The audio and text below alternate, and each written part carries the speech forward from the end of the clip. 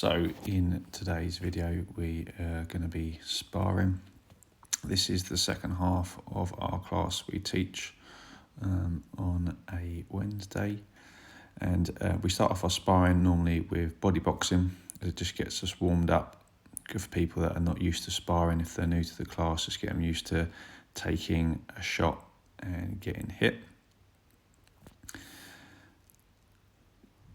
Yeah, it's a great way to not just be a headhunter, but also find that body shot as well. When you focus on just the body, you start to see gaps where you can hit a little more the more you do it. Also good to protect the brain cells, as I don't think every spar has to be headshots as well, as you know, we want to keep the brain cells as much as possible, especially when you've only got one GCSE like myself. I need all the brain cells I can get, so limiting the amount of headshots we take on a weekly basis is maybe not a bad thing, but you still want to keep, you know, your fitness conditioning going, your timing down, and body boxing is a great way to do that. So if you have just started sparring or want to get into sparring, I recommend doing some boxing rounds first, so you get used to facing your friend in front of you, keep facing forward, and yeah, it can just help you find the spaces when you're sparring. So this next thing I'm doing, just demonstrating with my friend Kev here, we call it stuck in the mud. So literally we're going to be body boxing again, but this time without movement. So we're more in the pocket, you're being pressed up against cage, ring, etc., and you just got to just stand your ground and fight. So it's good if someone's really elusive, wants to fight on the back foot all the time. This is good to force them to sort of fight the fight that they wouldn't normally, and take you out of the comfort zone just a little bit. And once again, body boxing is a great way just to find gaps that sometimes you don't always see if you're doing lots of head contact sparring. So I'm sparring here with my friend Hugo, who's doing a really good job of finding the spaces, and that's a really good cross and uppercut he lands on me there, as I'm there with the red shin guards on. I say, even though we have moved slightly there, we should really be a little stricter and just literally stand our ground in the pocket, but we're just trying to take away that movement as much as possible. And like I say, if you've just started sparring, this is a great way to get your confidence up, get you used to taking a shot, trying to ride off a shot, slipping a shot, parrying a shot, without taking sort of big excessive blows to the head as well. And obviously, depending on your experience level, is how hard you would hit here as well. If you just started out, just go nice and light, just literally just touch bar, just get used to touching the body and get you and yourself touched, and trying to take the shot on your arms more rather than taking them flush to the ribs or the solar plexus. And also, when you're body boxing, you do find you're trying to hit that lead shoulder as well. Sometimes the arms, they can actually be tough blows. You keep getting hit in the shoulder, your arm stops working, not so well after a little while if you've had a few good shots in exactly the same spot. That's really good in this class as well, as it is a very varied age. So our oldest guy in this class is 62 years old, which is my inspiration, Terry, still kicking butt at 62, absolutely fantastic. And the youngest guy is 12, so it's a very, very varied age group in this class, and a very, very varied experience level as well, from sort of more novice to, very experienced. There's Terry there in the blue t-shirt, still kicking butt at 62. That's like I say, I definitely want to be doing the same thing at his age. You get a lot of 62-year-olds, they can barely get off a sofa, and he's still mixing it with the 25-year-olds, which is very, very impressive to me. So this time on this bar, I've got actually everyone to change their stance. So if they were an orthodox fighter with the left foot forward, I've forced them now to go the other way round, and you have to fight southpaw. And if you're a southpaw, you have to now fight in an orthodox position. And we're just body boxing again, so it's a lower risk. So even if, when you're not used to this, you feel a bit uncomfortable fighting in your not so natural stance. But this is a really good way to get used to being able to fight in both stances, as I believe that is a great advantage, especially in kickboxing, because if your lead leg gets drilled a few times and you need to swap stance, if you've never done it in training, trying to do it in competition is going to be extremely difficult and it's not going to work out very well for you. So yeah, being able to fight both ways is definitely an advantage, and I do that in all my sessions. I want everyone to sort of feel that they can have the ability to fight in both stances if needed.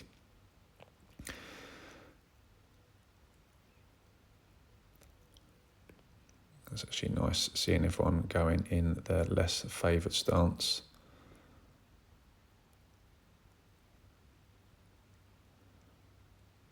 And someone like myself who likes to fight on the back foot quite a lot, this is once again a great drill just to force you to stay in the pocket and slug it out so you can't use that movement and footwork.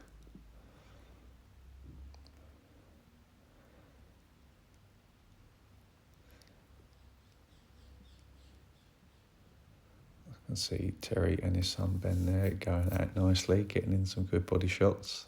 Great father and son combo.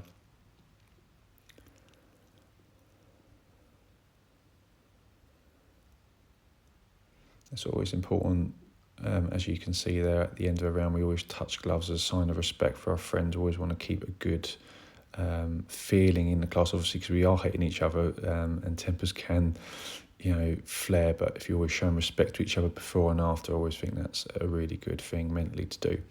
So for most of the guys now, we are changing the principle of the spar. And if they've got shin guards on now, they are just leg sparring only. So the objective of this is to get better at checking and landing kicks. Once again, especially if someone's not used to Thai boxing and maybe come from more of a boxing background. A lot of time the lead leg gets really chewed up because they're not used to picking up the leg and checking kicks. So this time we can move around as much as we can. And the only thing we can do is kick the legs. And once again, if you have just started doing Thai boxing with leg kicks involved, this is a really, really good sparring drill to do, so you get used to picking up your legs and checking those kicks rather than thinking about doing everything and then people are just chopping down your legs the whole time because you've got too much to think about. But this can sort of really harness your leg kicking game. And something I like to do a fair bit as well in my sparring, especially if there is some more newer people in the class.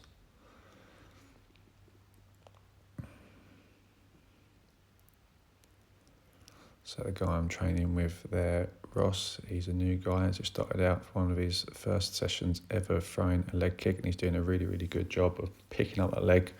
I keep on throwing that leg kick at him so he gets used to picking up and checking. As it's a weird feeling, when you get hit with a leg kick, it sort of feels like on a video game when the power bar goes down. When you have like a couple of leg kicks in the same spot, you can just feel, even though you're trying not to show it, you can just feel that power just dropping down, as is very brutalising when you get hit in that same spot a couple of times.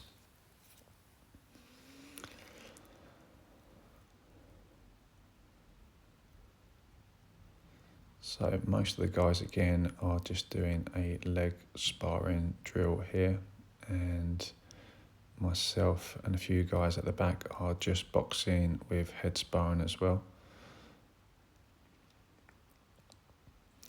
I am sparring with Matt at the back, one of the best jabs in the class, most definitely. Very educated jab, always a great sparring boxing with him.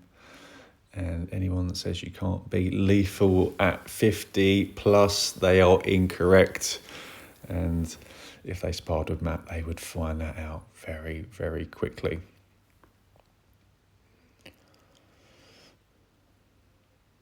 And I think when people are not used to sparring, they just think you're just literally taking chunks out of each other and trying to kill each other in sparring. And that the vast majority of the time, that is absolutely not the case. We're just trying to hone our skills, work our timing, get our conditioning going.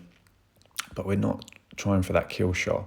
It's very, very measured, and we're taking the power down, especially on the headshots, because we're all friends. We want to go to work the next day, and also it prevents injuries, which obviously is a contact sport. Injuries do happen, but we're always trying to minimise that when we're sparring, and we're trying to take out that real sort of venomous power on the end of our shots. And also, when you're sparring a little bit lighter, you can play a little bit more, work both your stances, try things you're not so familiar with. I can see Matt just hit me with a good right body cross at the end there. I'm just trying to mix my stances up. When I'm sparring Matt, he caught me with a good left hook as well. I love that. And I caught Matt with a double left. There's a bit of a dual battle going on there, and I'm loving seeing Steve and Hands of Stone Kev at the back throwing some good hands as well.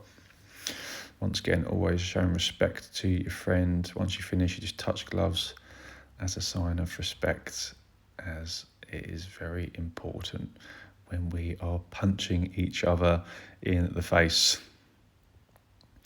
So for most of the guys now with shin guards on, I am changing it, and they are doing anything they want but shoulder downwards. So there's no headshots, so they can try new things. And it's once again a great way just to sparring, especially if people are a little newer. They don't have to worry about getting their head rocked back all the time. And like I say, we can keep a few brain cells. But now a little bit more to think about. Now you've got to think about defending your body, your legs, and obviously the kicks as well to the body. So it's a little step up. And I want to see both the guys, when they're taking their kicks to the body, to be blocking with both hands, and obviously picking up that leg for the low kicks. So me and Kev actually are doing headshots. We can see just off to the left-hand side there. As Kev does prefer throwing headshots, and he's very experienced, so I don't mind so much there.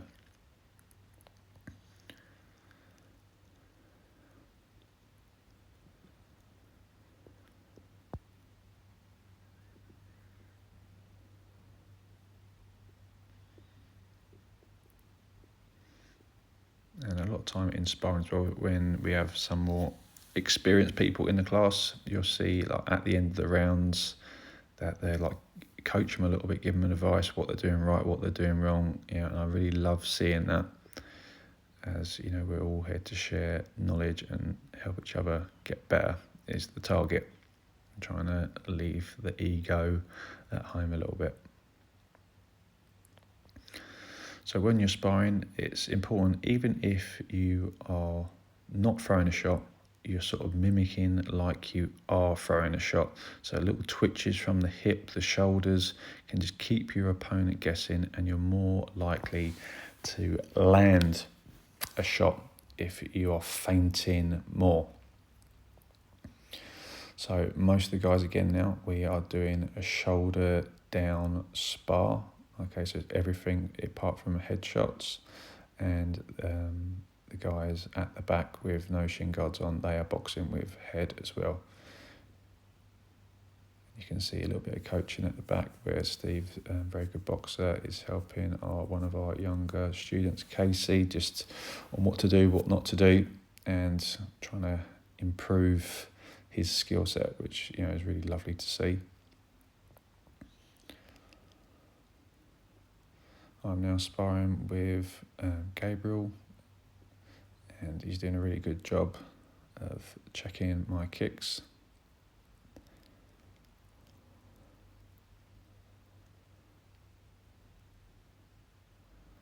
And I can see Terry and Ben going at it nicely, which is good. they do still like each other at the end of each session as well, which is important to see, as otherwise it would be a long cart ride home afterwards.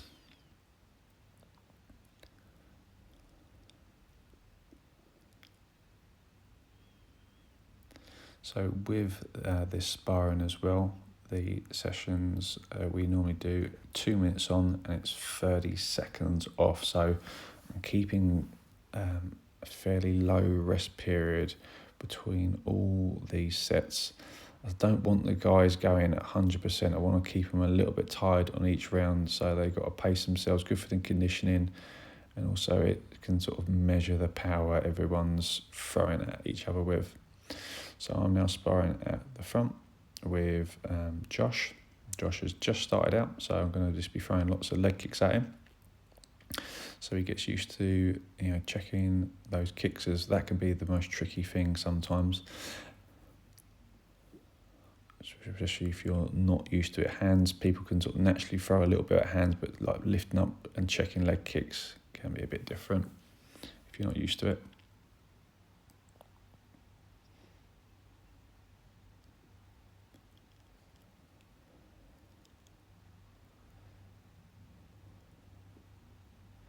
So I just want to go super light with Josh here, because obviously just want to get him used to just throwing defending shots.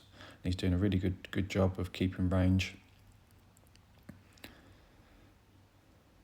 and moving out of distance.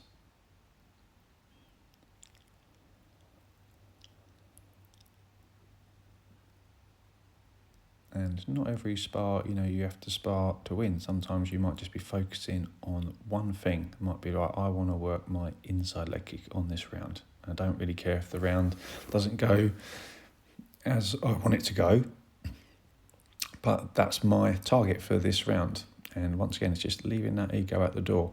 It might be, I want to defend the rear low kick on this round. That is my main focus. I don't want to take one shot to my lead leg, because normally that's the one that's getting chewed up a little bit.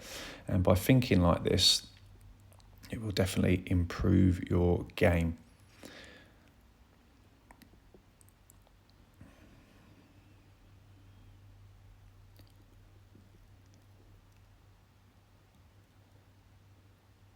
Once again, Josh I'm sparring with is doing really good movement. I'll just show him that rear side kick there.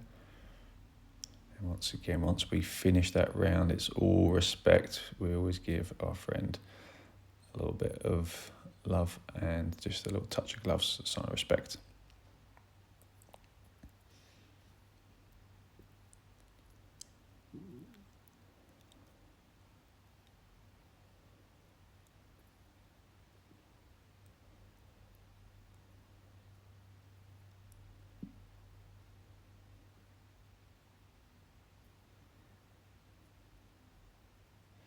So I can see there in black, Rocky just dropping his hand a little bit as Hugo is threatening that leg kick. So it's quite a common thing to do, but we always want to keep your lead hand up when someone throws a rear low kick, as if you start dropping your hand, that soon becomes a head kick, which can be a devastating shot if it lands. So you always just want to get used to lifting up the leg, and I'm always on the guys as well, don't drop your lead hand, even though it's a natural thing to do. When someone leg kicks you, just want to pick up that leg or get your leg out of the way, but don't drop your hand to defend it.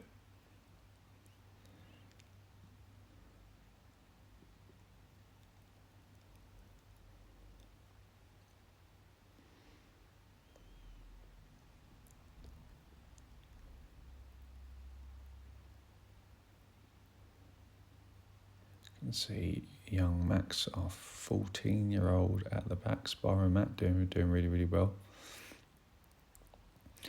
And I am now sparring with Ross, and we're going all in on this round, so it is headshots as well, which is always a little bit of mental overload if people have just started out and they've got to think about defending their head, their body and their legs as well. And I'm always more than happy when people first start to not do headshots for a little while, just to get them used to defending the legs, defending the body first, and then we can break in the head later on.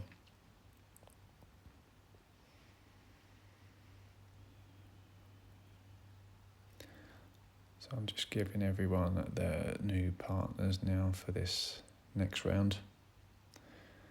We've been going for quite a while and coming closer to the end of the session.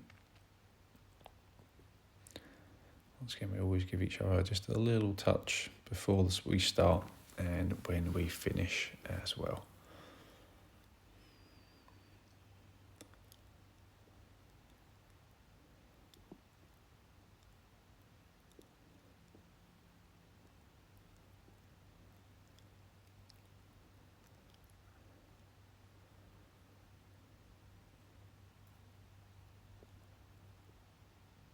So you can see some good trading of leg kicks from Hugo and Charlie there. Charlie's doing a good job keeping his hands up and defending that chin. That's good inside-outside leg kick from Hugo there in the blue shorts.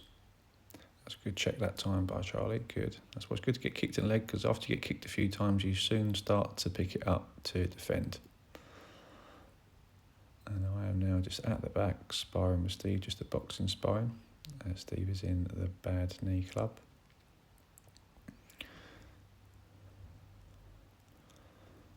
It's always great throwing hands with Steve. He's got such quick hands, so you really have to be on your game and your defence on point, as otherwise you start taking a lot of shots very, very quickly.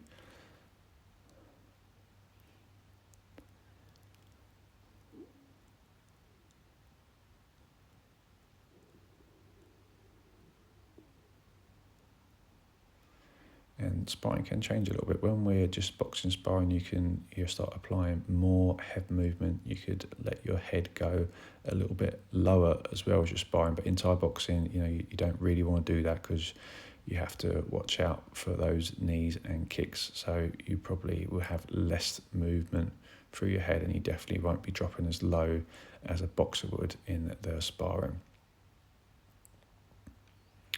But it's good to, practice just hands as well. Sometimes get your hands crisper if you're Thai boxing, and vice versa.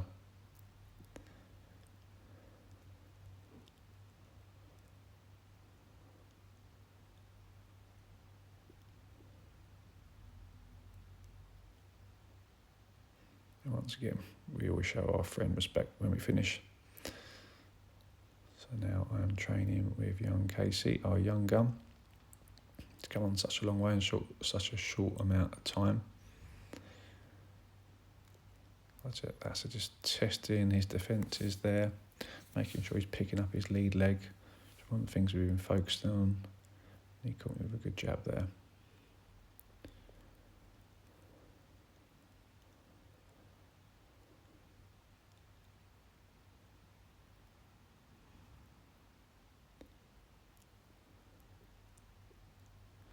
Good, and I'm just showing that hook kick there. We'd never really try and land that in sparring, as it's a very dangerous kick, and obviously there's no padding on your feet as well.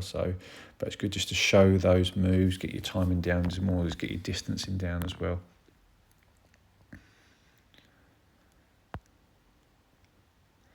Good, that's one combo I really like. It is a hook into a skipping forward mid kick as someone's retreating back.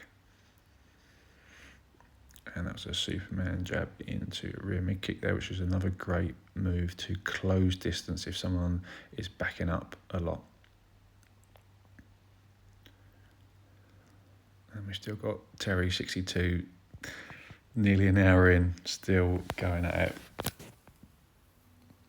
And just throws a lovely jab cross there. That is Sun Ben.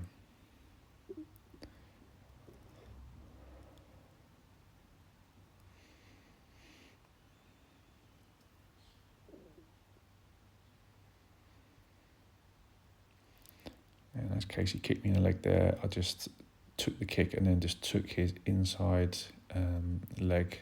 This is quite a good one to do sometimes. If you don't check it in time, you just throw the kick to the other leg if you're in opposing stances.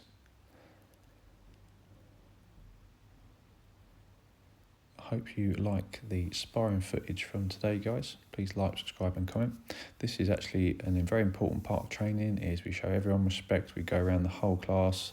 Everyone gives each other a hug or a tap on the gloves, as it is good for morale. There's no hard feelings, even though we've been punching each other for the last hour. We're all friends, and I would recommend everyone else does that in their classes as well. We will see you next time, guys. If you like sparring videos, let me know, and I will bring some more to you.